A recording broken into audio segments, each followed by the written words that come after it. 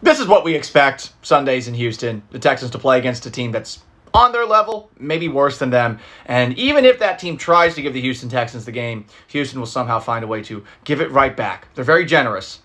23-20, they fall to the Chicago Bears this time around. Let's start off talking about the quarterback, Davis Mills. Not a good game for him. Better than it was last week against Denver, but again, that was essentially rock bottom. Still struggles to make passes to the sidelines, inaccurate on a lot of those.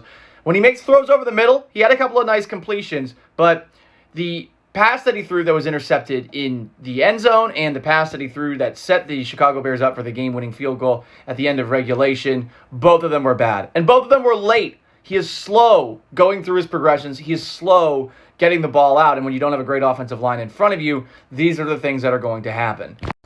Worse than Mills, though, was the run defense, which allowed 281 yards rushing, 7 yards a carry, against the team that was missing David Montgomery, their starting running back, for much of the game.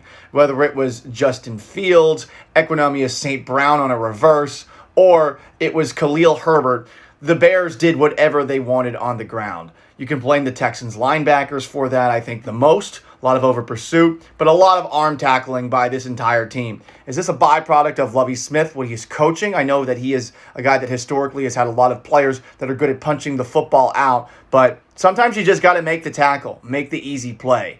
The defense did make some highlights. They sacked Justin Fields 5 times. Jerry Hughes, I thought, had a great game, as did Jalen Pitre, who had a sack and 2 interceptions in this one. But I mean, think about the quarterback they're going up against. Justin Fields is someone that the Bears clearly do not trust to throw the football down the field. And honestly, after watching this game, I do not blame them at all.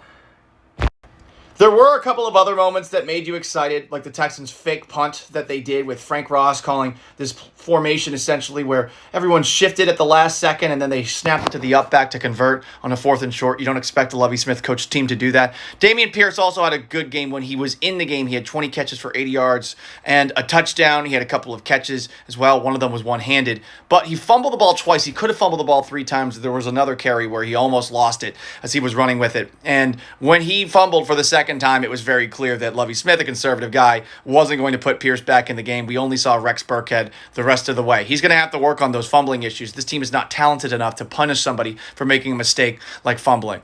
Ultimately, yeah, this sucks. We're probably going to see a lot more of this year, and I don't really know what to say to make anyone feel better. Happy Sunday!